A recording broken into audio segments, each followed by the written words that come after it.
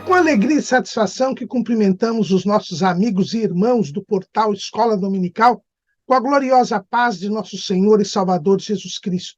Estamos dando início a mais uma pré-aula, esta ferramenta que o portal Escola Dominical disponibiliza no início da semana, para que os irmãos possam melhor preparar a sua aula da Escola Bíblica Dominical. Leiam a revista das lições bíblicas, assistam a esta pré-aula, leiam o nosso texto de apoio, que é com base nele que nós fazemos esta aula. Nós não repetimos o texto da revista. A nossa proposta aqui é trazer subsídios complementares aos amados irmãos. E os irmãos, para não se perderem, sigam o nosso texto de apoio, os slides que acompanham esse texto de apoio, e os irmãos terão a sequência da nossa exposição. Também, além do nosso texto de apoio, nós disponibilizamos 5 ou 6 outros textos da faixa etária dos adultos lá no site do portal Escola Dominical, portalebd.org.br. Também disponibilizamos textos de aula, dinâmicas e videoaulas de todas as faixas etárias da Casa Publicadora das Assembleias de Deus e de outros currículos de Escola Bíblica Dominical. Durante a semana, também disponibilizamos breves comentários em áudio das leituras diárias sugeridas nas lições bíblicas. E se o irmão tiver alguma dúvida durante o estudo da lição, poste a sua pergunta na sala dos professores do portal Escola Dominical. Nós não respondemos as questões feitas nos comentários das nossas redes sociais. Se alguém responder, não é de nossa responsabilidade. Também, no sábado à noite, às 19 horas, horário de Brasília, o irmão é nosso convidado a assistir à transmissão ao vivo do estudo preparatório dos professores da Escola Bíblica Dominical da Igreja Evangélica Assembleia de Deus, Ministério do Belém, na sede aqui em São Paulo. O irmão poderá, no chat, elucidar as suas últimas dúvidas, ter uma participação interativa nesta aula. E se estiver em São Paulo e região, o irmão é nosso convidado. Esta reunião é realizada na sede da Faculdade Evangélica de São Paulo, que é o Templo Antigo da Igreja do Belém, na rua Conselheiro Cotegipe 273, no bairro do Belenzinho, na sala 8 da FAESP. Mas tudo isso é apenas a preparação da Escola Bíblica Dominical. Ela só se realiza quando o povo do Senhor vai à casa do Senhor, no dia do Senhor, para estudar a palavra do Senhor. Neste primeiro trimestre de 2024, nós estamos estudando o tema O Corpo de Cristo, Origem, Natureza e Missão da Igreja no Mundo. O nosso comentarista é o pastor José Gonçalves, que é o pastor presidente das Assembleias de Deus em Água Branca, no estado do Piauí. E hoje, nós, continuando o segundo bloco do trimestre, que trata da natureza da igreja, nós iremos estudar justamente este tema, a natureza da igreja. Na lição passada, nós estudamos algumas imagens bíblicas da igreja, algumas figuras de coisas terrestres que a Bíblia Sagrada atribuiu à igreja para que nós entendamos o que é a igreja. Porque a igreja é um projeto divino, é algo espiritual, e nós não temos a compreensão das coisas celestiais. É por isso que na pedagogia divina, Deus, ele usa das coisas terrestres para nos ensinar as coisas espirituais. E a partir destas imagens bíblicas é que nós vamos ver hoje as características da igreja. O que é a natureza? Quando eu falo em natureza, eu estou falando algo que é natural a um ser. Eu estou falando de algo que pertence à essência do ser. É aquilo que faz com que aquele ser seja diferente dos outros. São as características deste ser. Então, falar da natureza da igreja é dizer quais são as características da igreja, quais são as propriedades da igreja, o que faz com que a igreja seja diferente do mundo, diferente dos exércitos celestiais, diferente do diabo. O que faz a igreja ser igreja? O que faz a igreja ser diferente de Israel? O que faz a igreja ser diferente? Ser igreja. É isso que nós vamos ver hoje. Quais são as características da igreja, as propriedades da igreja, aquilo que é próprio da igreja. Quando nós vamos à declaração de fé das Assembleias de Deus, no item 8, que nós já temos visto aqui, que é o item que reforça a nossa crença na igreja, o cremos da declaração de fé das Assembleias de Deus diz assim: cremos na igreja, que é o corpo de Cristo, coluna e firmeza da verdade, e aí ela apresenta já 3 características da igreja: una, santa e universal, assembleia dos fiéis remidos de todas as eras e todos os lugares. Então, nós vemos aqui já que o item 8 do nosso cremos, ele coloca e identifica 3 características da igreja.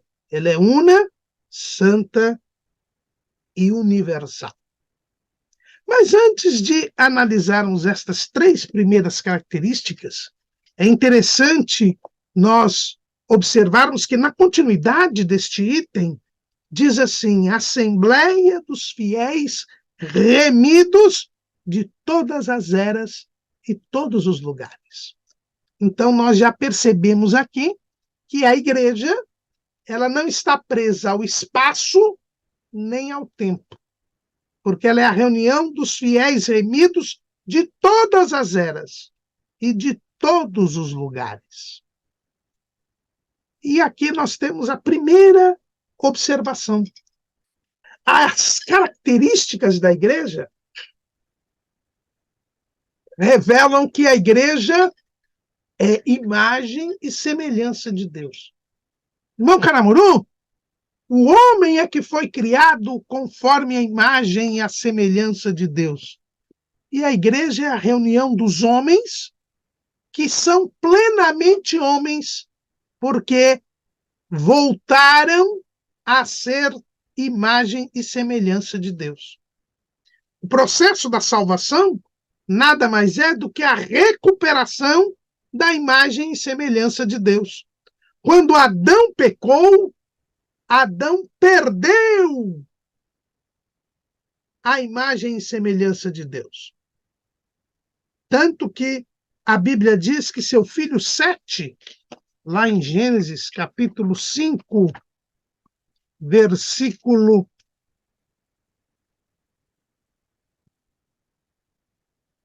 3. E Adão viveu 130 anos e gerou um filho à sua imagem, um filho à sua semelhança, conforme a sua imagem, e chamou o seu nome Sete. Sete, que era justo, foi criado à imagem e semelhança de Adão, porque Adão já havia pecado, Adão já havia caído. E hoje nós temos a chamada natureza adâmica, a natureza pecaminosa, que não é proveniente de Deus. E por isso nós não somos imagem e semelhança de Deus. Ao contrário de Jesus. Por isso Jesus é chamado o último Adão, o segundo Adão, porque ele foi gerado por obra e graça do Espírito Santo e não tinha a natureza pecaminosa. É por isso que o escritor aos Hebreus, ele escreve lá na sua carta, no primeiro capítulo, no versículo 3, falando a respeito de Jesus, o qual, sendo o resplendor da sua glória e a expressa imagem da sua pessoa. Por isso Jesus disse a Filipe: quem vê a mim, vê o Pai. Porque Jesus é a imagem e semelhança de Deus. E a igreja, ela é o corpo de Cristo. Então, aqueles que creem em Jesus, eles recebem o poder de serem feitos filhos de Deus. E aí passam a conformar a sua imagem à imagem de Cristo. Por isso a igreja é a imagem e semelhança de Deus. Todos os salvos vão adquirindo continuadamente a imagem de Cristo. E quando nós falamos, então, das características da igreja, nós devemos lembrar que ela é imagem e semelhança de Deus. Na sua plenitude, quem passa a pertencer à igreja é uma nova criatura, como está escrito lá em 2 Coríntios 5:17. E por ser uma nova criatura, ele agora é imagem e semelhança de Deus, ele é filho de Deus. Então a igreja, ela reflete as características do seu próprio Deus. Então, quando nós falamos das características da igreja, nós estamos falando sempre de características divinas que a igreja recebe, por ser a imagem e semelhança de Deus. Primeira característica divina, Jesus a pronuncia naquele famoso diálogo com a mulher samaritana. Lá em João, capítulo 4, versículo 24, Jesus diz: Deus é espírito. A igreja, ela é um povo espiritual. É um povo que é espiritual. É por isso que Jesus disse para Pilatos, lá no Evangelho segundo escreveu João, capítulo 18, versículo 36, respondeu Jesus: o meu reino não é deste mundo.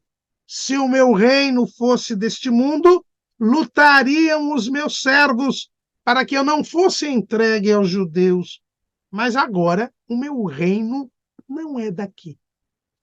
A igreja é um povo espiritual. Sabemos que a terra tem 3 povos: os gentios, que são as nações que surgiram depois da confusão das línguas em Babel; Israel, os judeus, que foi o povo formado por Deus a partir de Abraão, Isaque e Jacó, para ser a propriedade peculiar de Deus dentre os povos; e a igreja.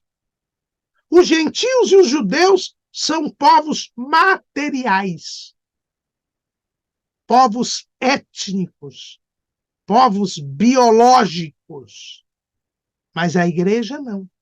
A igreja é um povo espiritual, porque ela é formada de forma espiritual. Quem pertence à igreja? Quem creu em Jesus e teve seus pecados perdoados por Jesus. Como diz o item 8 do nosso cremos, a Assembleia dos Fiéis Remidos de todas as eras e de todos os lugares, chamados do mundo pelo Espírito Santo para seguir a Cristo e adorar a Deus. Então, trata-se de um povo espiritual. Por quê? Porque para crer em Jesus, você é convencido pelo Espírito Santo.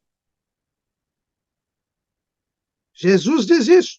João, capítulo 16, versículo 8. E quando ele vier, quer dizer, o Espírito Santo, convencerá o mundo do pecado e da justiça e do juízo. Então, eu creio em Jesus pelo convencimento do Espírito Santo. É algo espiritual. Eu recebo poder de Deus para ser feito filho de Deus. Ao crer, eu recebo a palavra, que é a palavra de Deus. O apóstolo Pedro nos explica isso. 1 de Pedro, capítulo 1, versículo 23. Sendo de novo gerados, não de semente corruptível, mas da incorruptível, pela palavra de Deus, viva e que permanece para sempre. Palavra de Deus, que é o verbo, é Deus que é espírito, ela nos gera novamente.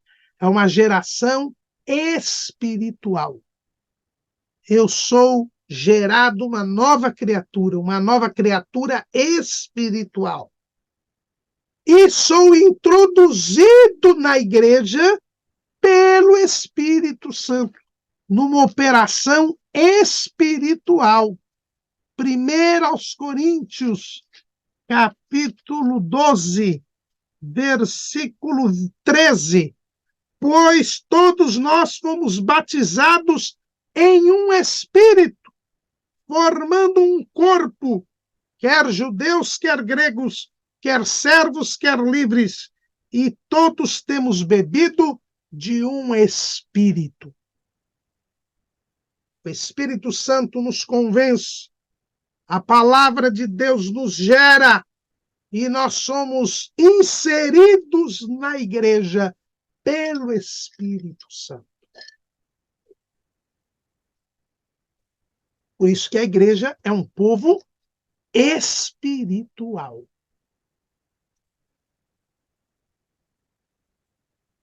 Não há como fugir disso. Somos uma nova criação, uma criação espiritual. A igreja é um povo espiritual. E por que a igreja é um povo espiritual? Ela adora a Deus em espírito e em verdade. É a conclusão ali que Jesus faz à mulher samaritana. Deus é espírito e importa que os que o adorem em espírito e em verdade. Os membros da igreja são homens espirituais. Por quê? Porque foram gerados pela palavra de Deus, convencidos pelo Espírito Santo, gerados pela palavra de Deus, inseridos pelo Espírito Santo na igreja. O Espírito Santo vem morar em cada um dos membros em particular do corpo de Cristo. Jesus disse que o Espírito Santo viria habitar em nós e estar ao nosso lado, sendo nosso companheiro. É o Paráclito, aquele que está ao lado, aquele que é chamado para ficar ao lado. E é por isso que a igreja é formada de homens espirituais. Paulo fala disso lá em 1 Coríntios, capítulo 2, versículo 9. Mas como está escrito, as coisas que o olho não viu e o ouvido não ouviu e não subiram ao coração do homem, são as que Deus preparou para os que o amam. Mas Deus não as revelou pelo seu Espírito, porque o Espírito penetra todas as coisas, ainda as profundezas de Deus. Porque qual dos homens sabe as coisas do homem, senão o Espírito do homem que nele está? Assim também ninguém sabe as coisas de Deus, senão o Espírito de Deus. Mas nós não recebemos o Espírito do mundo, mas o Espírito que provém de Deus, para que pudéssemos conhecer o que nos é dado gratuitamente por Deus, as quais também falamos não com palavras de sabedoria humana, mas com as que o Espírito Santo ensina, comparando as coisas espirituais com as espirituais. Ora, o homem natural não compreende as coisas do Espírito de Deus, porque lhe parecem loucura, e não pode entendê-las porque elas se discernem espiritualmente. Mas o que é espiritual discerne bem tudo, e ele de ninguém é discernido. Porque quem conheceu a mente do Senhor para que possa instruí-lo? Mas nós temos a mente de Cristo. Os membros da igreja, a igreja é espiritual, e os membros da igreja são homens espirituais, homens que compreendem as coisas de Deus, homens que têm a revelação das coisas de Deus pelo Espírito Santo. E é bem por isso que o culto da igreja ela é sem representações visuais. Nós não precisamos de imagens, de ícones, porque nós adoramos a Deus em espírito e em verdade. Porque nós somos um povo espiritual. espiritual. Somos habitação do Espírito Santo. Por ser espiritual, a igreja só pode ser compreendida pelo Espírito Santo. Não podemos reduzir a igreja a uma instituição política, uma instituição social, a uma organização não governamental. Não, a igreja é um mistério de Deus, que se revelou a nós, mas que continua sendo um projeto divino e, portanto, nunca será completamente compreensível. Só para os irmãos terem uma ideia, nós só veremos a igreja no dia do arrebatamento. Só no dia do arrebatamento nós veremos as dimensões e os componentes e a pluralidade que existe na igreja. Até lá, nós temos apenas uma visão parcial daquilo que é necessário do que é a igreja. Por ser um povo espiritual, a igreja, ela, além de ter homens espirituais, ela está às margens das coisas deste mundo. A igreja foi chamada para fora do mundo. Por isso a igreja não participa do sistema político do mundo. Aquele sistema que foi visto lá por Nabucodonosor do seu sonho, que foi revelado ao profeta Daniel. Ao contrário, a Bíblia diz que uma pedra foi cortada sem mão e esmiuçou aquela estátua. Aquela estátua simboliza o sistema de poder político e religioso do mundo. A igreja dele não faz parte, porque a igreja está fora do mundo. É por isso que a igreja nunca tem proeminência no sistema de poder, na elite de poder. É por isso que o povo de Deus, na mais das vezes, ao longo da história, vive anonimamente, fazendo a obra de Deus, sem projeção. Por quê? Porque ela está à margem do mundo. Porque é um povo espiritual. O próprio Jesus disse aqui que os seus discípulos não lutaram para que ele não fosse entregue aos judeus. A igreja que quer ter poder político, poder econômico, poder social, já não é mais igreja, porque a igreja é um povo espiritual. E, por fim, por ser um povo espiritual, a igreja ela prioriza as coisas de cima. A sua preocupação é agradar a Deus, é glorificar a Deus, é buscar as coisas de Deus. É o que o apóstolo Paulo fala lá em Colossenses, capítulo 3. Portanto, se já ressuscitastes com Cristo, buscai as coisas que são de cima, onde Cristo está sentado à destra de Deus. Pensai nas coisas que são de cima e não nas que são da terra, porque já estáis mortos, e a vossa vida está escondida com Cristo em Deus. Quando Cristo, que é a nossa vida, se manifestar, então também vós vos manifestareis com ele em glória. A igreja pensa nas coisas do céu. A igreja pensa nas bênçãos espirituais, nos lugares celestiais em Cristo. A igreja busca o poder de Deus, busca os dons espirituais, busca a salvação das almas, busca a santificação, prepara-se para o arrebatamento da igreja. Aguarda ansiosamente a volta de Jesus. Esta é a igreja, porque ela é um povo espiritual. Quando vemos pessoas na igreja preocupadas em ficar ricas, em ter fama, em ter sucesso, em buscar as coisas desta vida, isto é um sinal de que ela não faz parte da igreja. Porque a igreja é este povo espiritual. E o povo espiritual busca as coisas que são de cima. Esta, então, é a primeira característica da igreja. A igreja é um povo espiritual. Mas o nosso item 8 do Cremos diz que a igreja é una. E aqui nós temos mais uma característica que mostra que a igreja é imagem e semelhança de Deus.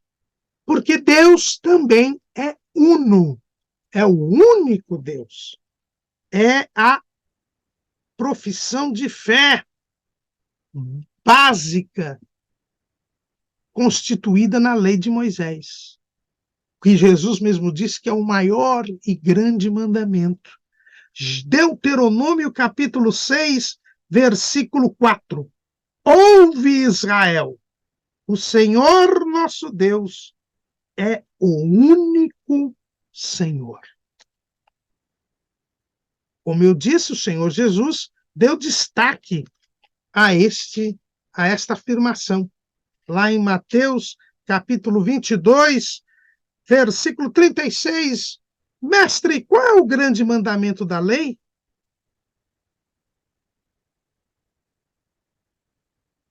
E Jesus disse-lhe: amarás o Senhor teu Deus de todo o teu coração e de toda a tua alma e de todo o teu pensamento. Este é o primeiro e grande mandamento. Quando Marcos menciona esta passagem, ele diz o seguinte, Marcos 12 e 29. E Jesus respondeu-lhe: o primeiro de todos os mandamentos é: ouve, Israel, o Senhor nosso Deus é o único Senhor. Amarás, pois, ao Senhor teu Deus de todo o teu coração e de toda a tua alma e de todo o teu entendimento e de todas as tuas forças. Este é o primeiro mandamento. Então, o maior mandamento da lei diz que Deus é único. Se Deus é único, é um só Deus. Por isso que nós somos monoteístas, cremos que existe um único Deus. A igreja tem que ser única, porque a igreja é o corpo de Cristo. A igreja é a morada de Deus. Então a igreja tem que ser una. Ela tem que ser única, porque ela tem a mesma característica do seu Senhor. E nós vemos bem nas imagens bíblicas da igreja que a igreja é única. A Bíblia diz que a igreja é o corpo de Cristo, um corpo só. A Bíblia diz que a igreja é a coluna e firmeza da verdade, uma coluna só. A Bíblia diz que a igreja é lavoura de Deus, edifício de Deus, a nação santa, a geração eleita, o sacerdócio real, o povo adquirido. Todas expressões no singular. Nós já sabemos que o singular expressa quantidade de até um. Então, a igreja, como ela é sempre mencionada nas figuras, nas imagens, no singular, isso demonstra que ela é única. Mas também a igreja ela é chamada de a noiva ou esposa do Cordeiro. E nós sabemos que o casamento é monogâmico. Deixará o seu pai, deixará o homem, ou deixará o varão, o seu pai e a sua mãe, e apegar-se-á à sua mulher, e serão ambos uma só carne. Ao comparar a união de Cristo e a igreja com o casamento, a Bíblia nos mostra que Cristo é único e a igreja também é única. A monogamia do casamento também revela a unidade da igreja. Mas esta unidade da igreja é uma unidade composta, assim como é a unidade divina. Quando está ali em Deuteronômio, ouve, pois, ó Israel, o Senhor nosso Deus é o único Senhor, a palavra único aqui é uma palavra hebraica Ehad. E Ehad quer dizer uma unidade composta. E é por isso que nós sabemos, Deus é um único só, mas ele subsiste em 3 pessoas: o Pai, o Filho e o Espírito Santo. A igreja é uma só, mas ela subsiste em muitos membros. O apóstolo Paulo fala disso lá em 1 aos Coríntios, capítulo 12. 1 aos Coríntios, capítulo 12, versículo 12.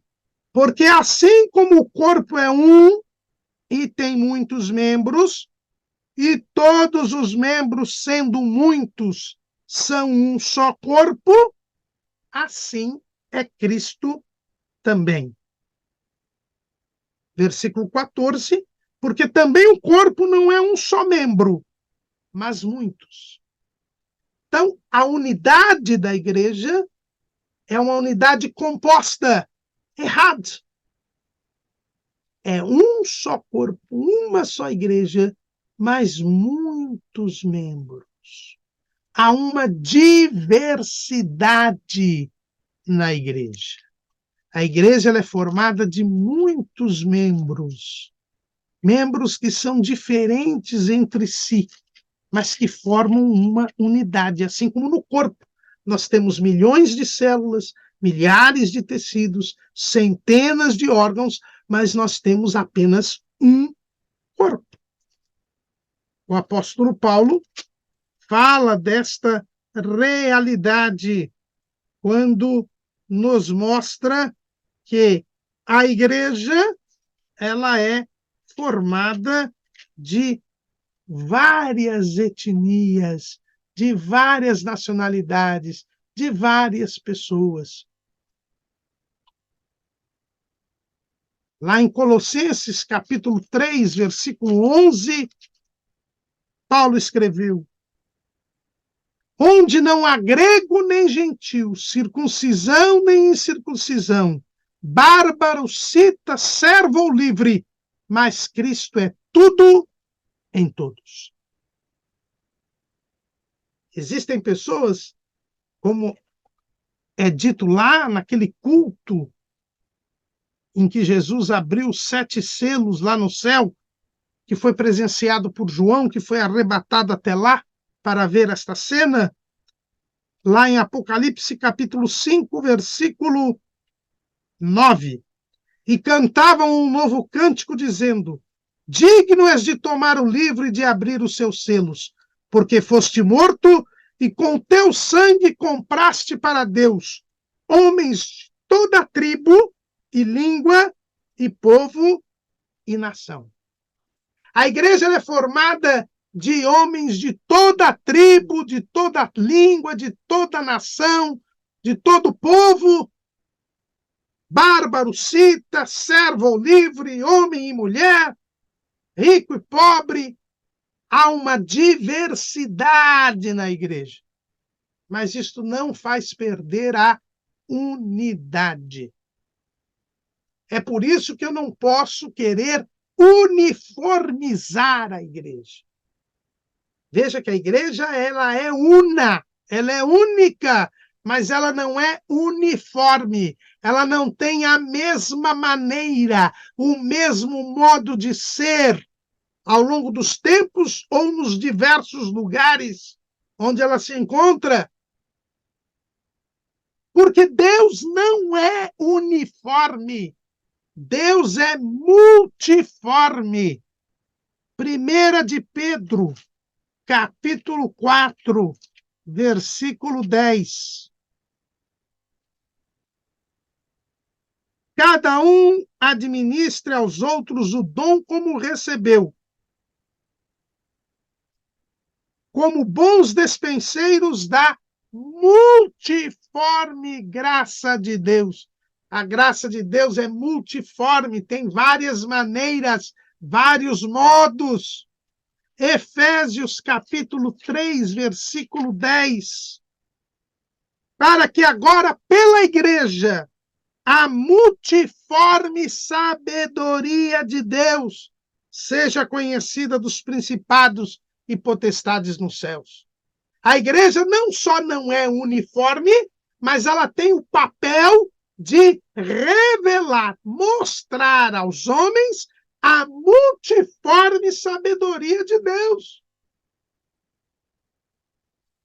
Aliás, não aos homens, mas aos céus, aos anjos. A igreja tem que mostrar para os anjos que Deus é multiforme. Então ela não pode ser uniforme. Se ela reflete as características divinas, Deus é multiforme. Então a igreja também é multiforme, ela tem várias maneiras. E ao longo da história, quem quis uniformizar a igreja cometeu sempre um grande equívoco. Trabalhou contra a obra de Deus. A igreja é una, mas ela não é uniforme. Ela não pode se reduzir a uma instituição, a uma maneira de ser, porque ela é una, mas ela é multiforme. É um só corpo, mas são muitos membros em particular.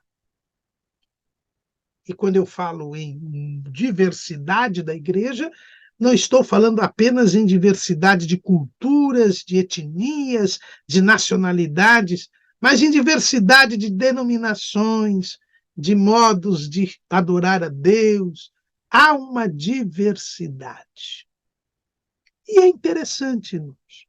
A Bíblia diz que a igreja, ela é um povo de vestes brancas.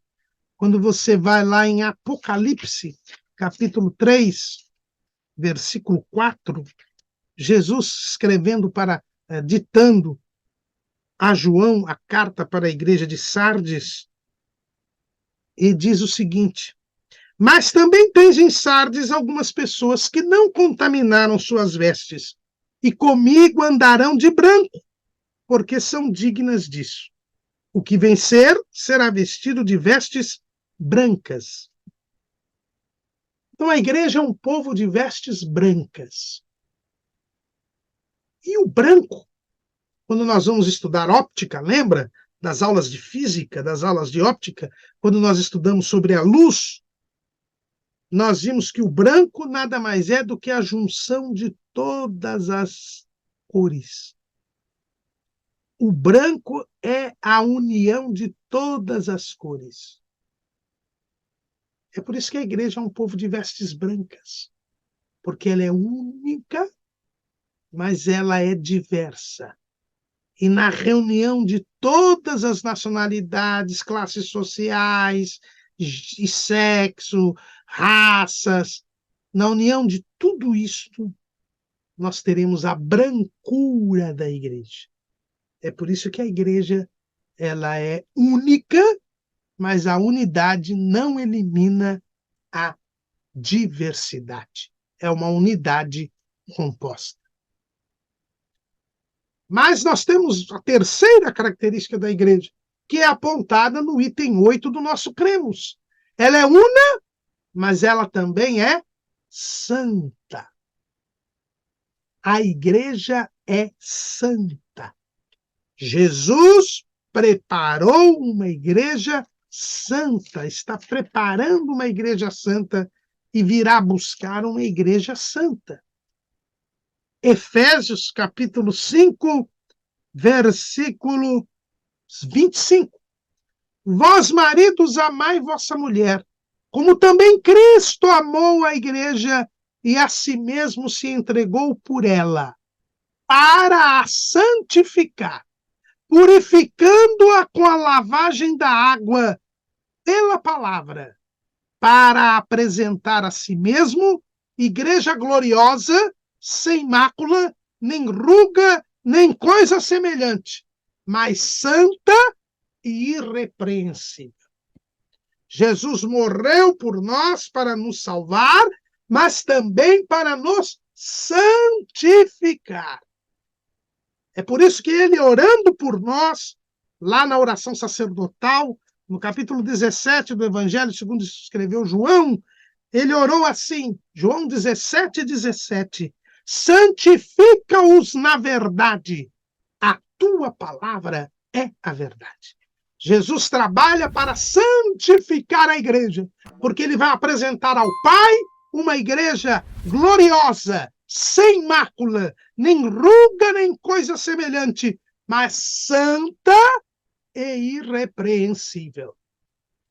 A igreja é santa porque só pertence à igreja quem foi santificado. 1 aos Coríntios, capítulo 1, versículos 1 e 2. Paulo, chamado apóstolo de Jesus Cristo pela vontade de Deus, e o irmão Sóstenes, a igreja de Deus que está em Corinto, aos santificados em Cristo Jesus, chamados santos, com todos os que em todo lugar invocam o nome de nosso Senhor Jesus Cristo, Senhor deles e nosso. Só pertence à igreja quem foi santificado em Cristo Jesus. Quem se reconheceu pecador, pediu perdão dos seus pecados, crendo que Jesus é o Salvador, aí Jesus perdoa os nossos pecados, lança os nossos pecados no mar do esquecimento, tira os nossos pecados e coloca os nossos pés sobre a rocha, como diz o salmista no Salmo 40, versículo 2. Salmo 40, versículo 2. Tirou-me de um lado horrível, de um charco de lodo, pôs os meus pés sobre uma rocha, firmou os meus passos. Nós somos tirados do lamaçal do pecado, colocados em Cristo, somos santificados em Cristo. E por isso nós somos agora chamados santos. Nós somos santos não por natureza, mas nós somos santos porque fomos santificados. Nós éramos pecadores, mas agora, gerados pela palavra de Deus, pela semente incorruptível, somos uma nova criatura. E esta nova criatura é santa, está separada do pecado. A igreja foi chamada para fora do pecado, para fora do mundo. Por isso que a igreja é santa. Os seus membros não são impecáveis. Quando cremos em Jesus, nós não estamos livres de pecar. O apóstolo João deixa isto bem claro, lá em 1 de João, capítulo 2, versículo 10. Se dissermos que não pecamos, fazemo-lo mentiroso, e a sua palavra não está em nós. Meus filhinhos, estas coisas vos escrevo para que não pequeis. E se alguém pecar, temos um advogado para com o Pai, Jesus Cristo, o justo. E ele é a propiciação pelos nossos pecados, e não somente pelos nossos, mas também pelos de todo o mundo. Nós não somos impecáveis. Nós ainda podemos pecar. Mas o crente, o salvo, o membro em particular da igreja, ele peca por acidente. E quando ele peca, imediatamente, sendo ele uma nova criatura, ele pede perdão a Jesus. Se alguém pecar, temos um advogado para com o Pai, Jesus Cristo justo. Então, quando pecamos imediatamente, nós confessamos o nosso pecado, pedimos perdão e somos purificados pelo sangue de Cristo. Porque o próprio João disse, 1 de João 1 e 9, se confessarmos os nossos pecados, ele é fiel e justo para nos perdoar os pecados e nos purificar de toda injustiça. A igreja é santa. Os seus membros são santos, mas eles podem pecar. E ao pecar, eles devem imediatamente pedir perdão. Se você passa a viver na prática do pecado, isto é um sinal de que você já não faz parte da igreja. Pode fazer parte da igreja local, ter cartão de membro, mas o seu nome já não está mais escrito no livro da vida do Cordeiro. porque aquele que vive na prática do pecado não é filho de Deus. 1 de João, capítulo 3, versículo 8. Quem pratica o pecado é do diabo, porque o diabo vive pecando desde o princípio. Para isto o Filho de Deus se manifestou, para desfazer as obras do diabo. Qualquer que é nascido de Deus não vive na prática do pecado, porque a sua semente permanece nele e não pode viver pecando, porque é nascido de Deus. Nisto são manifestos os filhos de Deus, que é a igreja, e os filhos do diabo. Qualquer que não pratica a justiça e não ama seu irmão, não é de Deus. João deixa bem claro. Os membros podem pecar e vão pecar, porque não somos impecáveis. Nós só nos tornaremos impecáveis no dia da glorificação, quando o corpo do pecado será desfeito. Mas enquanto este corpo do pecado não for desfeito, que não é o nosso corpo físico, porque ele não será desfeito, ele será transformado, mas eu estou falando aqui da nossa natureza pecaminosa, da carne, sarx, né? A carne, essa natureza pecaminosa do homem, esta natureza adâmica de que nós já falamos hoje, enquanto ela não for destruída, e ela só será destruída no dia do arrebatamento da igreja, nós então estaremos sujeitos a pecar. Mas se somos filhos de Deus, nós não vivemos pecando. O pecado é um acidente. E quando ele é cometido, imediatamente nós pedimos perdão e somos purificados. A igreja é santa. Seus membros são santos. E somos santificados em Cristo, quando cremos nele. Mas devemos nos santificar a cada dia.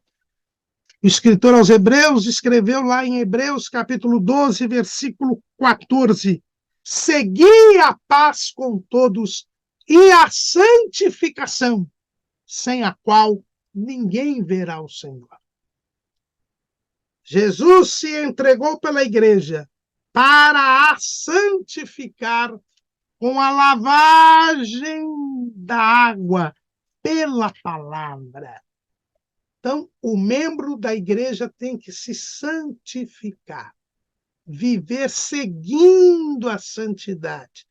É a primeira santificação que eu disse, quando nós cremos em Jesus, os estudiosos da Bíblia chamam de santificação posicional, ou santificação passada. Agora nós estamos falando desta continuidade de santificação. Seguir a santificação. Ou na expressão de João, lá no livro do Apocalipse, capítulo 22, versículo 11: quem é injusto, faça injustiça ainda. E quem está sujo, suje-se ainda. E quem é justo, faça justiça ainda. E quem é santo, seja santificado ainda. Ainda. Esta continuidade da santificação é o que os estudiosos chamam de santificação progressiva ou santificação presente. Eu tenho que me santificar a cada dia. E quais são os meios de santificação? A palavra. Vós já estáis limpos pela palavra que eu vos tenho falado. A oração. A oração santifica. Porque toda criatura de Deus é boa e não há nada que rejeitar, sendo recebido com ações de graças. Porque pela palavra de Deus e pela oração é santificada. Toda criatura de Deus é santificada pela palavra e pela oração. E o jejum reforça a oração. O temor a Deus, o respeito às coisas sagradas, a obediência a Deus, também é um fator de santificação. Ora, amados, agora é 2 Coríntios 7:1, Eu li e não falei a referência lá sobre a oração, é 1 a Timóteo, capítulo 4, versículos 4 e 5. Agora, o temor a Deus. Ora, amados, segundo aos Coríntios 7:1, ora, amados, pois que temos tais promessas, purifiquemo-nos de toda a imundícia da carne e do espírito, aperfeiçoando a santificação no temor de Deus. O temor de Deus nos santifica. A participação na ceia do Senhor também nos santifica. 1 aos Coríntios, capítulo 11, versículo 28. Examine-se, pois, o homem a si mesmo, e assim coma deste pão e beba desse cálice. Porque o que come e bebe indignamente, come e bebe para sua própria condenação, não discernindo o corpo do Senhor. Por causa disso, há entre vós muitos fracos e doentes, e muitos que dormem. Quando eu participo dignamente da ceia do Senhor, eu estou entendendo que a igreja é santa. Eu estou em santidade, por isso que eu participo do pão e do vinho. Aí eu não fico doente, eu ganho saúde espiritual. Aí eu ganho força espiritual, porque eu não fico fraco. E aí eu ganho vida espiritual. Eu me santifico, porque eu não morro. Então, essa é a santificação. A igreja é santa e ela precisa estar se santificando. E a igreja é santa porque Deus é santo. Essa é a característica divina que é proclamada incessantemente nos céus. O profeta Isaías, ele viu os serafins clamando: Santo, Santo, Santo é o Senhor dos exércitos, toda a terra está cheia da sua glória. E o próprio Deus já dizia para Israel: sede santos, porque eu sou santo. Israel tinha de ser santo porque era o povo de Deus. A igreja também é o povo de Deus e tem de ser santa. 1 de Pedro, capítulo 1, versículo 15. Mas como é santo aquele que vos chamou, sede vós também santos em toda a vossa maneira de viver. E como nós revelamos que somos santos? Alguém tendo uma visão e vendo um halo na nossa cabeça? Não. Através da produção do fruto do Espírito. Jesus disse: pelos seus frutos os conhecereis. Uma árvore boa dá bom fruto. Uma árvore má dá fruto mau. Se nós produzimos o fruto do Espírito, nós provamos a nossa santidade. Mas existe a quarta característica da igreja. Lá no item 8 do nosso Cremos, diz que ela é una, santa e universal. A igreja é universal. E a palavra universal, que é latina, em grego é católica. A igreja é católica. Nós somos católicos, sim, porque a igreja é universal. Nós já lemos aqui e católico em grego é universal. Apocalipse 5:9. Jesus comprou, nós acabamos de ler agora há pouco, gente de toda tribo, língua, povo e nação. Toda tribo, língua, povo e nação.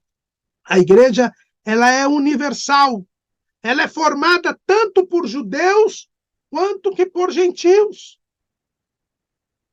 Todas as nações possuem pessoas salvas.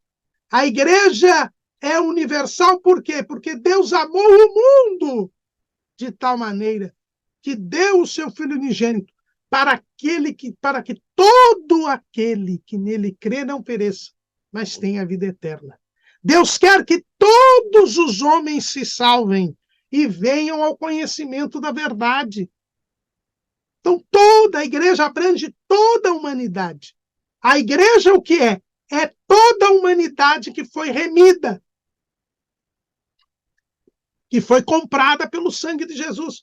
Jesus morreu por todos os homens. E quem crê nele é salvo.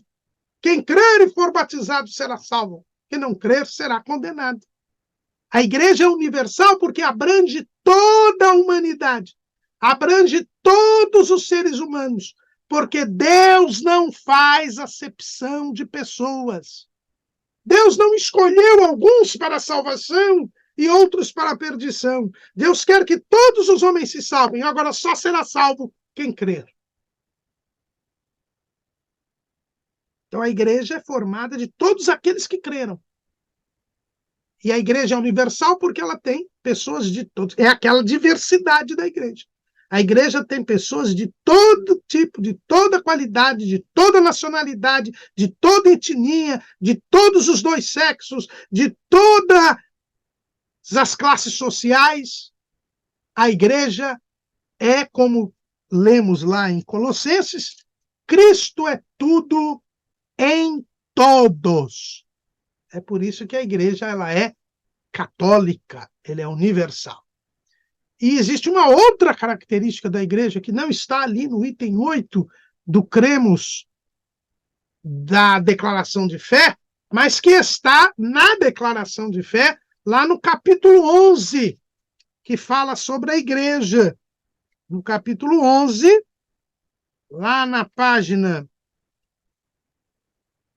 119, no introito do capítulo 11, o que eu chamo de cremos maior, ele está assim: cremos, professamos e ensinamos que a igreja é a Assembleia Universal dos Santos de todos os lugares e de todas as épocas, cujos nomes estão escritos nos céus. A Universal, Assembleia e Igreja dos Primogênitos, que estão escritos nos céus, e a Deus, o juiz de todos, e aos espíritos dos justos aperfeiçoados. Hebreus 12, 23. A igreja foi fundada por nosso Senhor Jesus Cristo, pois ele mesmo disse: sobre esta pedra edificarei a minha igreja, e as portas do inferno não prevalecerão contra ela. Mateus 16 e 18. Esta pedra é o próprio Cristo. Ele é a pedra que foi rejeitada por vós, os edificadores, a qual foi posta por cabeça da esquina. Tendo a doutrina dos apóstolos por fundamento, e Jesus a principal pedra de esquina, edificado sobre o fundamento dos apóstolos e dos profetas, de que Jesus Cristo é a principal pedra da esquina. Efésios 2 e 20. E aqui, então, nós temos a outra característica da igreja. Ela é apostólica.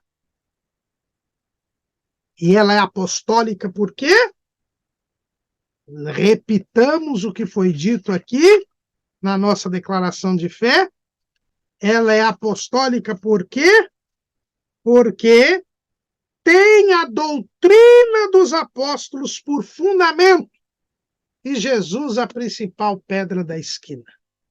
A igreja é apostólica porque ela ensina a doutrina dos apóstolos e porque ela aprende a doutrina dos apóstolos. Essa característica nós encontramos já na descrição de Lucas, logo após a primeira conversão de crentes. Atos capítulo 2, versículo 42. E perseveravam na doutrina dos apóstolos, e na comunhão, e no partir do pão, e nas orações. A igreja é apostólica porque ela persevera na doutrina dos apóstolos. E a doutrina dos apóstolos, o que é? Aquilo que eles aprenderam com Jesus. A doutrina dos apóstolos são os ensinos de Jesus.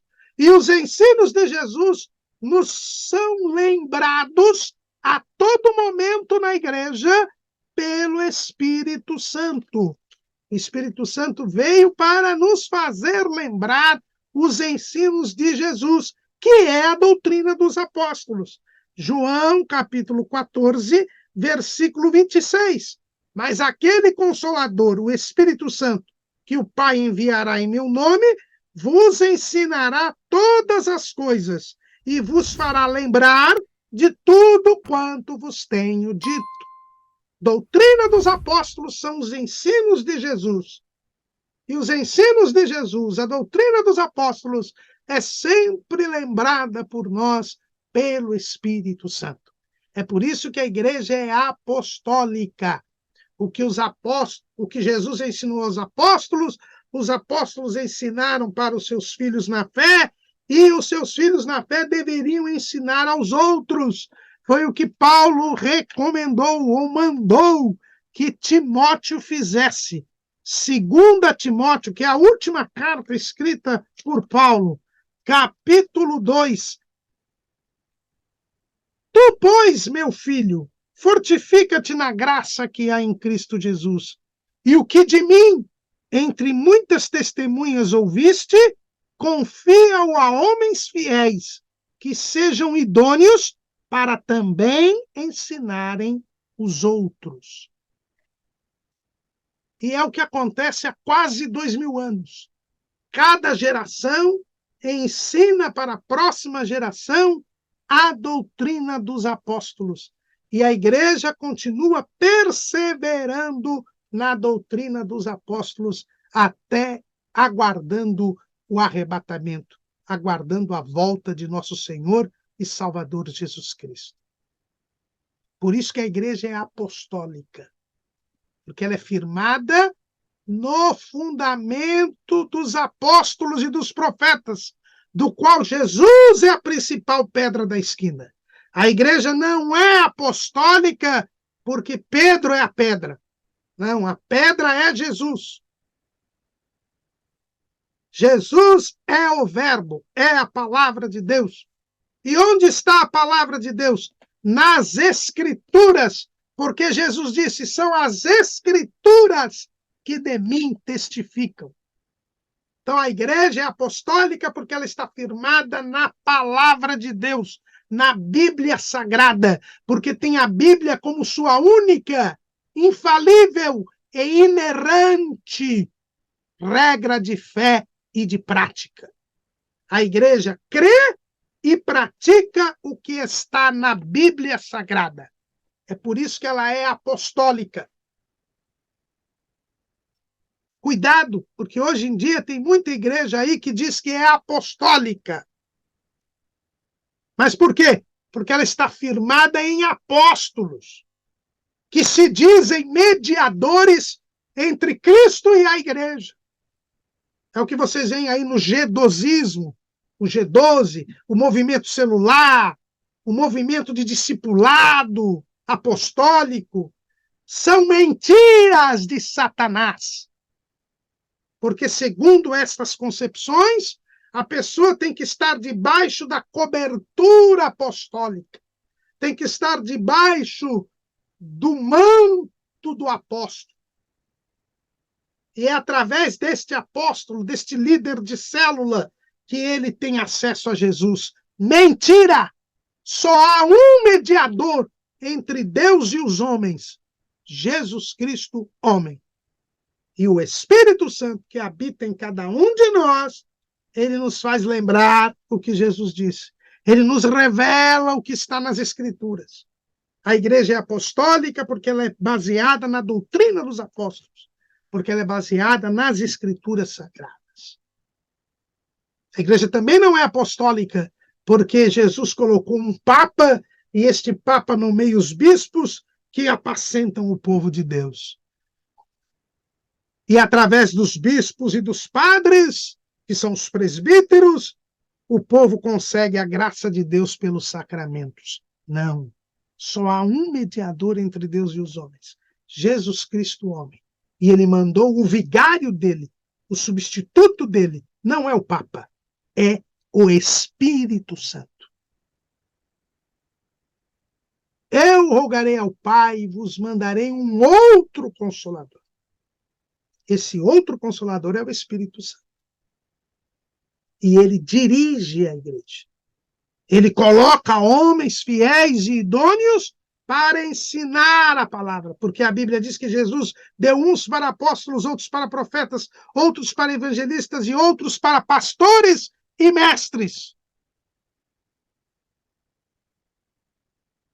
Então Deus coloca mestres na igreja para ensinar a doutrina dos apóstolos. Veja que Paulo disse para Timóteo: você aprendeu comigo, transmite o que aprendeu comigo para homens fiéis que também possam transmitir aos outros. E Deus tem preservado a igreja e a doutrina dos apóstolos e o fará até o dia em que Jesus virá buscar a sua igreja. É isto que quer dizer a igreja ser apostólica, ser firmada na Bíblia Sagrada, na palavra de Deus. Um povo espiritual, um povo uno, que não quer dizer uniforme, um povo santo, um povo firmado na doutrina dos apóstolos. Esta é a natureza da igreja. Amém.